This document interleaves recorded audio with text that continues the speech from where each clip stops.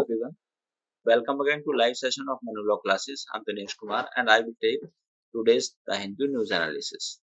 Today is 27 October 2023. Now we come to first news. 8 former Navy officers get death penalty in Qatar. ठीक है, तो एक shocking news है India के लिए.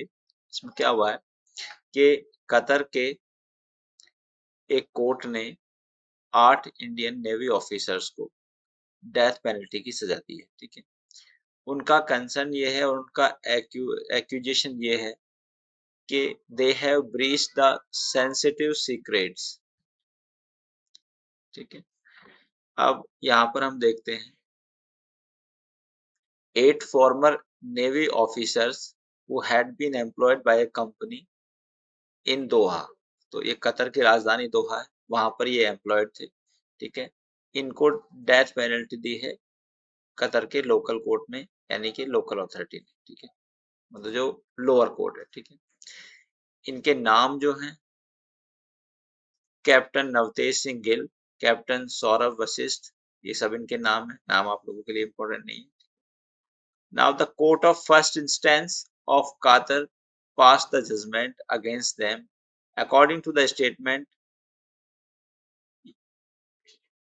अब इनका जो वो है, क्या कंसर्न क्या है, एक्यूजेशन क्या है, इन पर आरोप क्या लगे हैं कि इन्होंने वहां उसकी जो सेंसिटिव इंफॉर्मेशन है उसको ब्रीच किया है. ठीक है, और मतलब ये गवर्नमेंट के एक सीक्रेट एजेंट की तरह काम कर रहे थे.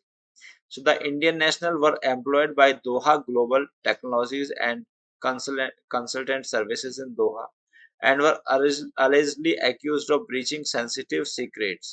तो ये जो टर्म है सेंसिटिव सीक्रेट, ये बड़ा इंपॉर्टेंट है. ठीक है, तो अब गवर्नमेंट ऑफ इंडिया इसके लीगल एस्पेक्ट को देख रही है और government of India is in touch with the legal team and the authorities of Qatar, and government of India has assured the families of all these persons that the government of India will take every action or every possible action to protect them from the punishment awarded by the Qatar court.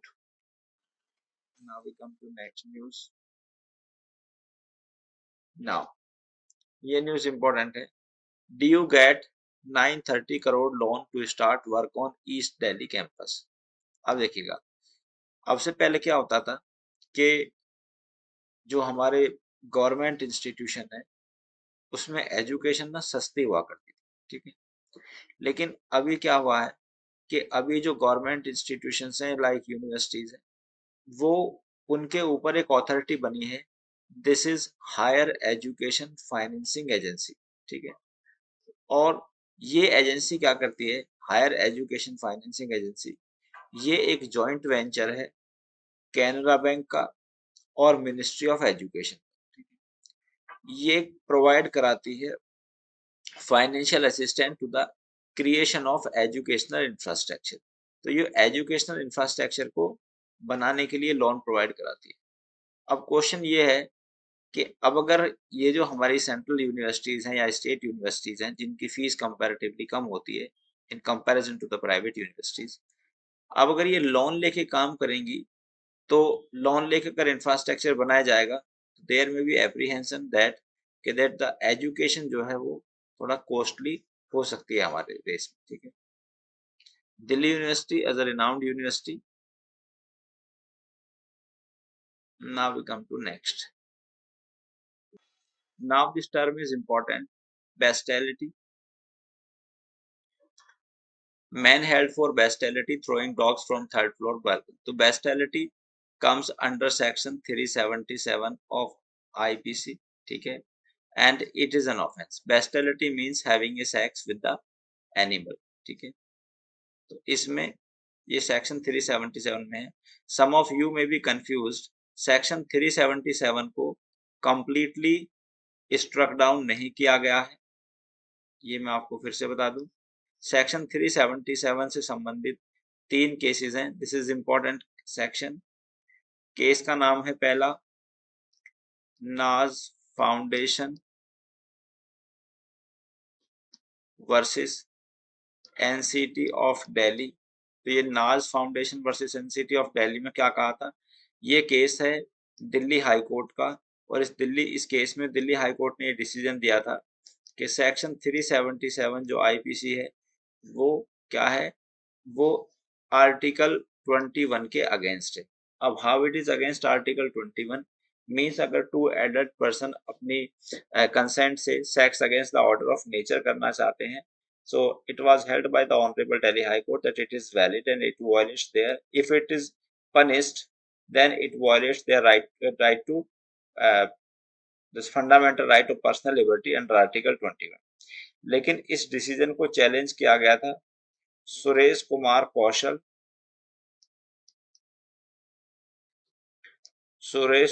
कौशल, ये तीनों केसों के नाम important हैं, versus नाज foundation.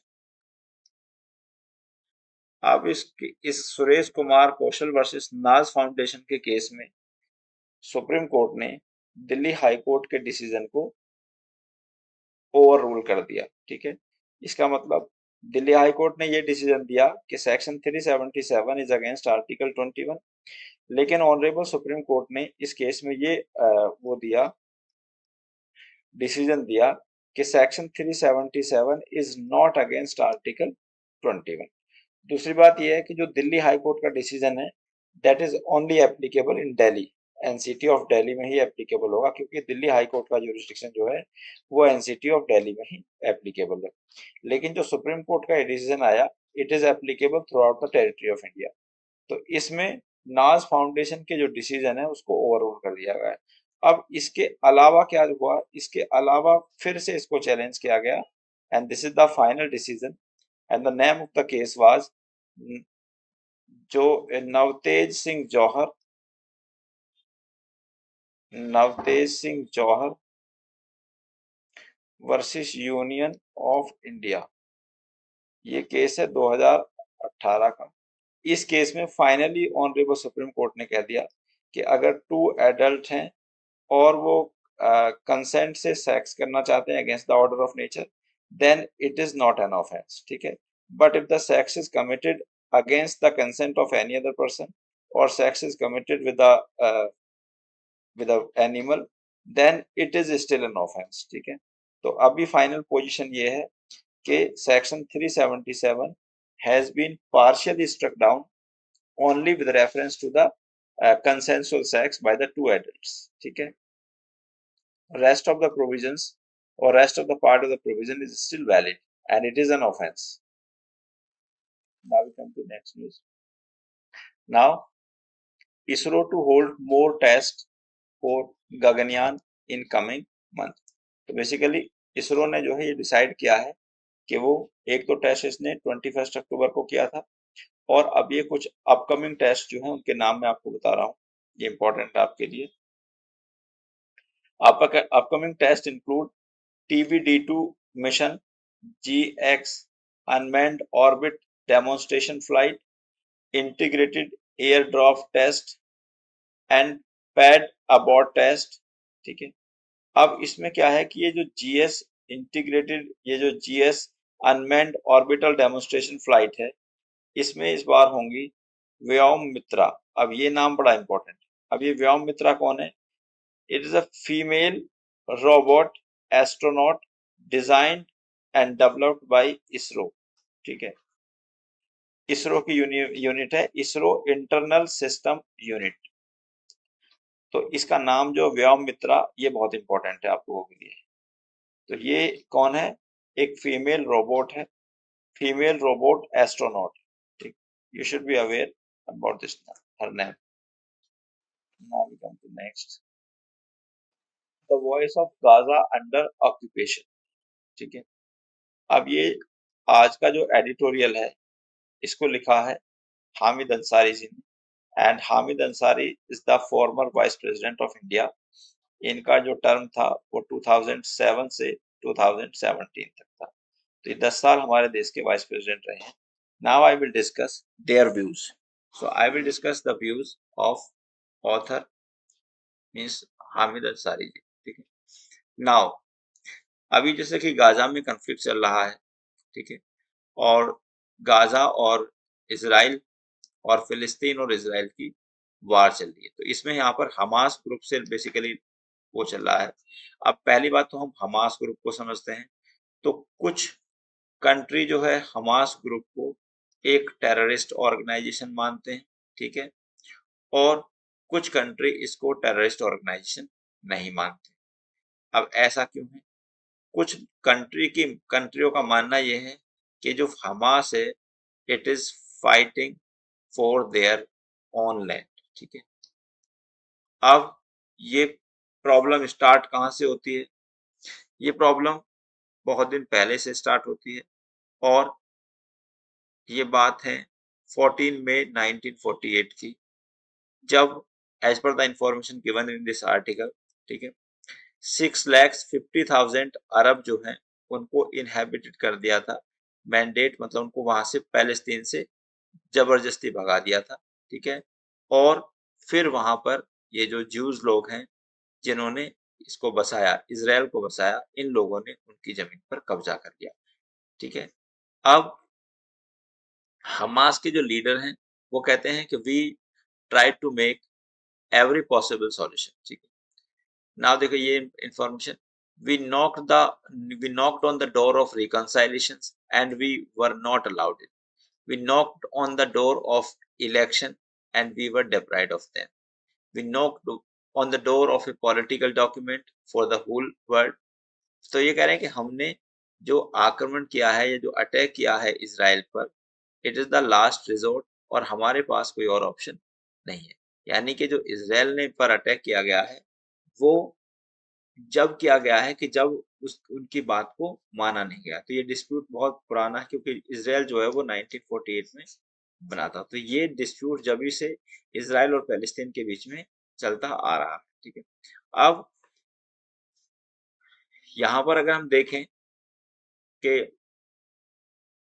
ये कहते हैं कि जो इजरायली लोग हैं उनकी जो पैलेस्तीन के लोग हैं उनकी कंपैरिजन इसराइल के लोग नाजी से करते हैं। तो जैसे सारे नाजीज को हिटलर ने मारा था, इसी प्रकार जो इसराइल के लोग हैं ये उनको मारना चाहते हैं सारे पैलेस्तीनियन, ठीक है। ये जो व्यूज दिए गए हैं इसमें ये इनके पर्सनल व्यूज हैं, ठीक है, and I am just explaining और एनालाइजिंग द व्यू, ठीक है। नाउ बट इफ वी सी, इन्होंने क्या कहा कि इन्होंने यूएन सिक्योरिटी काउंसिल में भी ये गए, मीन्स पैलेस्टीनियन गए, और वहां पर यूएन सिक्योरिटी काउंसिल ने भी बहुत सारे रेजोल्यूशंस पास किए, लेकिन उनका कोई भी आउटकम नहीं आया, ठीक है। फिर उन्होंने एक सितंबर 2020 में एक अब्राहम अकॉर्ड साइन हुआ दोनों के बीच में, ठीक है, कि भाई ये कन्फ्लिक्ट को दूर किया जाए, लेकिन फिर भी इसका कोई आउटकम नहीं निकला, ठीक है। नाउ लेकिन जिस तरह से इसराइल पर 7 अक्टूबर 2023 को अटैक हुआ है वो बिल्कुल कंडेमनेबल एक्ट है and it should not have been happened. If there is a dispute between the Palestine and Israel, तो इसका कोई नेगोशिएशन के तरीके से, किसी अदर एग्रीमेंट के तरीके से, मीन्स इसका जो सॉल्यूशन है it should be through any legal means, ठीक है। And war is not the solution of any problem, ठीक है। तो अब इसमें जो वार चल रही है इसमें दोनों तरफ के लोगों की डेथ हो रही है, और जिसमें जो इनोसेंट चिल्ड्रन है ना, और सिविल पॉपुलेशन है, that is being targeted. So it is against the principle of humanity and as well as against the principles of war or principle of international war, we can say this. Now, why are the China-Bhutan boundary talks significant? तो recently अभी China और भूटान के बीच में 25th round of boundary talk की बात हुई है। अब यह क्या है? Beijing and China signed a cooperation agreement on the responsibilities and function of the joint technical team. Now अब ये इसका इंडिया के लिए क्या सिग्निफिकेंस है? तो जैसे आप जानते हैं कि हमारा और चाइना का बाउंड्री डिस्प्यूट चलता है, और एक डोकलाम जो कन्फ्लिक्ट हमारा हुआ था इंडिया और चाइना के बीच में, चाइना आर्मी के बीच में 2017 में हुआ था। सो नाउ इंडिया इस बात को देख रहा है कि जो इनका बाउंड्री डिस्प्यूट है वो कैसे होगा, मतलब जो डिलिमिटेशन है या डिमार्केशन ऑफ बाउंड्री है वो किस तरह से होगा, ठीक है। अब अगर डिमार्केशन ऑफ बाउंड्री में कहीं इंडिया के इंटरेस्ट को अफेक्ट किया जाएगा, then India will raise its voice against such demarcations, ठीक है। सेकंड पॉइंट ये है कि भूटान के और चाइना के डिप्लोमेटिक रिलेशंस नहीं है, ठीक है। अब ये डिप्लोमेटिक रिलेशन क्यों नहीं है, क्योंकि ऐसा भूटान का मानना था कि it will not have the diplomatic relation with the permanent member of security council and as you are aware China is a permanent member of security council. तो सिक्योरिटी काउंसिल के बारे में अगर हम थोड़ा सा समझे तो security council United Nation organization का एक ऑर्गन है। यूएनओ में टोटल 6 ऑर्गन होते हैं, ठीक है। Security council is one of them and it is the most powerful organ of the UNO, ठीक है। अब इसमें क्या है कि सिक्योरिटी काउंसिल में 15 मेंबर्स होते हैं, 5 परमानेंट मेंबर्स होते हैं एंड 10 नॉन परमानेंट मेंबर्स होते हैं। तो 5 परमानेंट मेंबर हैं और 10 नॉन परमानेंट मेंबर हैं। अब ये जो 5 परमानेंट मेंबर हैं इनमें से यूके, यूएसए, चाइना, फ्रांस और रशिया, इनके नाम आप याद कर लें। तो ये परमानेंट मेंबर हैं और ये जो नॉन परमानेंट मेंबर हैं they are elected only for 2 years. तो जो इनका इलेक्शन है वो केवल 2 सालों के लिए ही होता है, ठीक है। उसके बाद ये रिप्लेस कर जाते हैं, लेकिन जो 5 परमानेंट मेंबर हैं वो हमेशा रहते हैं। और सिक्योरिटी काउंसिल की प्राइमरी रेस्पॉन्सिबिलिटी क्या है? To maintain international peace and security, maintain international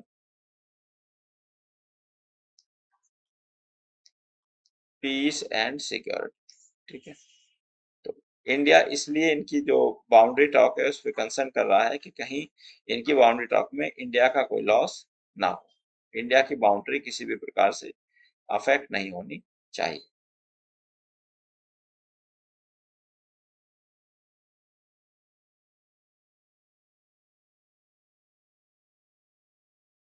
Now we come to next news. Spark fly at ethics committee meet to hear complaint against Mahua. तो बेसिकली महुआ मोत्रा जो है she is the member of parliament और अब इनके खिलाफ allegation लगे हैं क्या कि ये पैसे लेकर क्वेरी पूछती हैं, ठीक है। तो अब इसको हम समझते हैं पैसे लेके क्वेरी का थोड़ा लीगल एस्पेक्ट क्या है। तो basically article 105 of constitution of India 105 constitution of India बात करता है पार्लियामेंट्री प्रिविलेजेस की, पार्लियामेंट्री प्रिविलेज। आर्टिकल 194 बात करता है प्रिविलेज ऑफ लेजिस्लेटिव असेंबली। ये लेजिस्लेटिव असेंबली के प्रिविलेज की बात करता है। अब तो यहाँ पर जो हमारे मेंबर ऑफ पार्लियामेंट हैं उनके पास आर्टिकल 105 के अनुसार एक राइट है क्या कि वो राइट टू स्पीच है, पार्लियामेंट में बोल सकते हैं, ठीक है। अब ये राइट टू स्पीच के 2 एस्पेक्ट हैं, एक एस्पेक्ट तो इस न्यूज से संबंधित है और दूसरा एस्पेक्ट प्रिविलेज से संबंधित है। तो एक है हमारे देश में doctrine of separation of power, doctrine of separation of power, और ये दिया गया है आर्टिकल 50। ये कहता है कि जो हमारे स्टेट के 3 ऑर्गन्स हैं लेजिस्लेचर, एग्जीक्यूटिव और जुडिशरी, ठीक है, वो तीनों एक दूसरे के काम में इंटरफेयर नहीं करेंगे, ठीक है।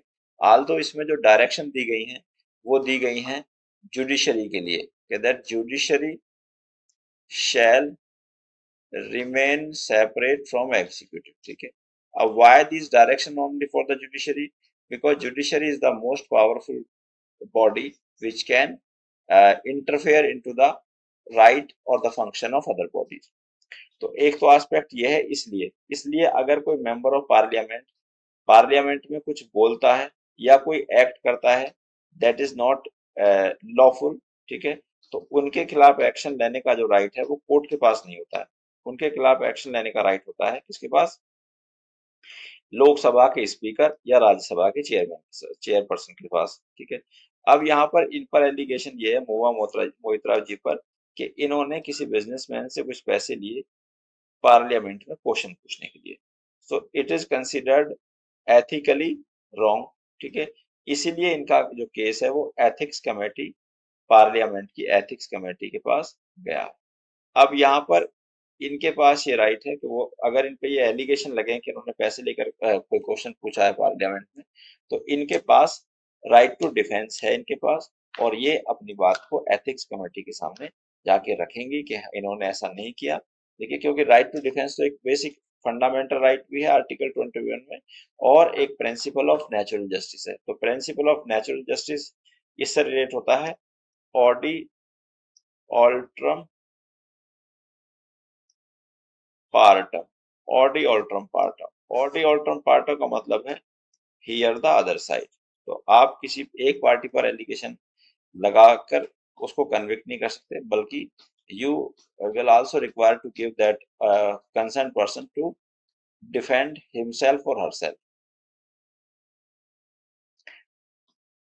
Now Assam CM gets EC notice for speech targeting ministry in poll bound Chhattisgarh, minister in poll bound.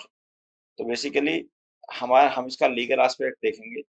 Election commission ने आसाम के CM को हेमंत बिस्वास शर्मा को नोटिस दिया है। ठीक है।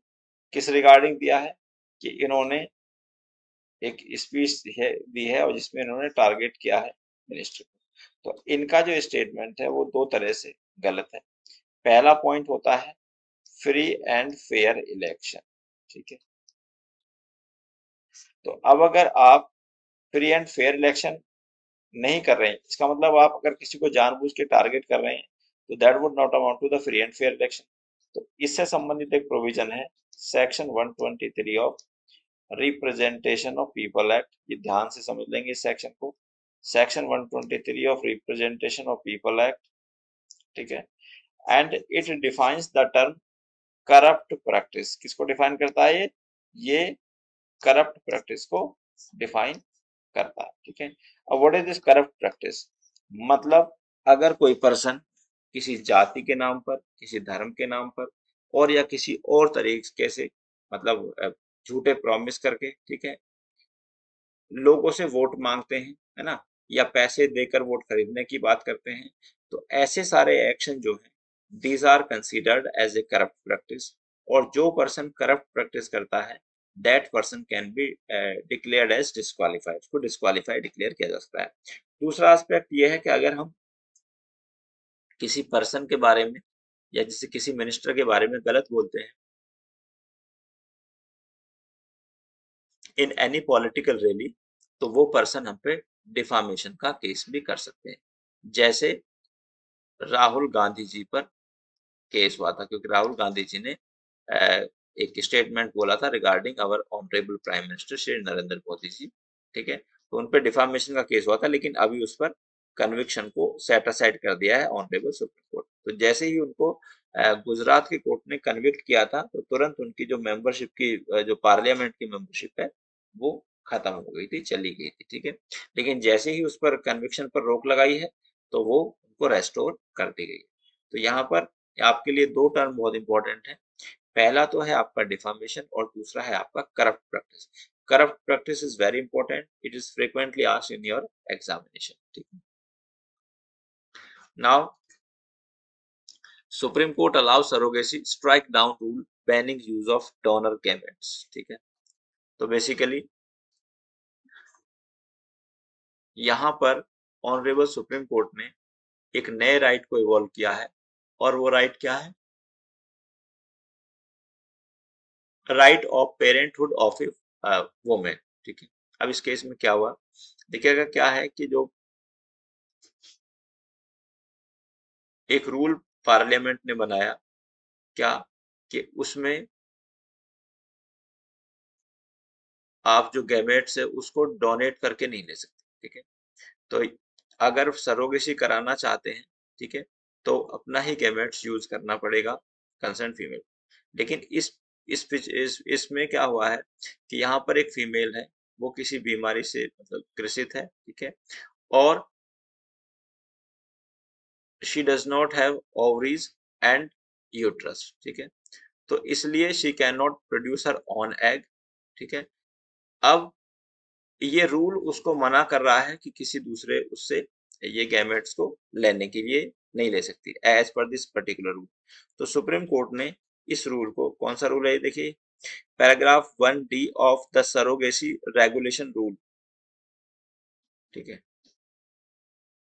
इसको स्ट्रक डाउन कर दिया है। स्ट्रक डाउन कर दिया मतलब it is against the right to parenthood of a person, ठीक है।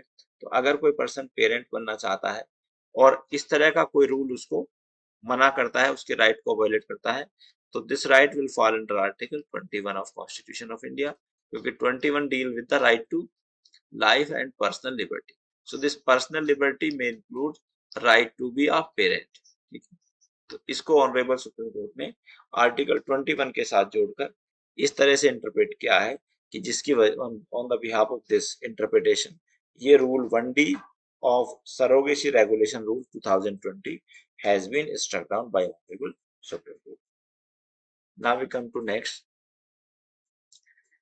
India's green hydrogen move में worsen pollution if step are not in place, says study. Basically, India ने ये डिसाइड किया है कि 2030 तक ये expect to manufacture 5 million tons by 2030। ये रिन्यूएबल एनर्जी हम बनाएंगे 2030 तक, ठीक है।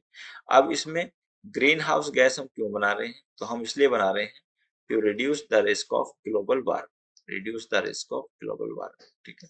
तो जो फॉसिल फ्यूल्स है हमारे, इसका या कॉयल से निकलने वाली एनर्जी, ये कुछ ऐसे रीजन है जो कि ग्लोबल वार्मिंग को बढ़ा रहे हैं, जिससे कि हमारे इसका पृथ्वी का जो टेम्परेचर है वो बढ़ रहा है, जिसके ड्रास्टिक कॉन्सिक्वेंसेस हमको देखने को मिल रहे हैं। तो इसी बात को ध्यान में रखते हुए हमने ये प्लान किया कि हम 2030 तक ग्रीन हाइड्रोजन को डेवलप करेंगे, जो एज ए फ्यूल काम करेगी और as a source of energy काम करेगी, ठीक है।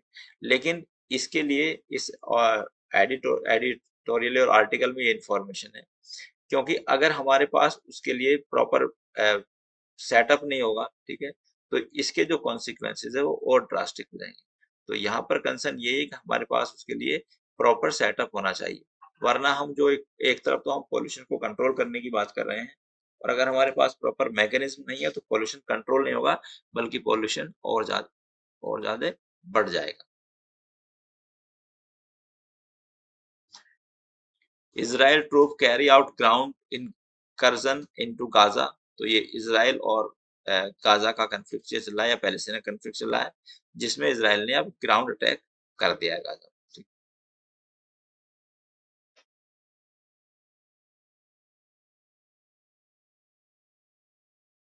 Now mister Shaunak, Rishi Shaunak calls for global stand on AI safety, ठीक है।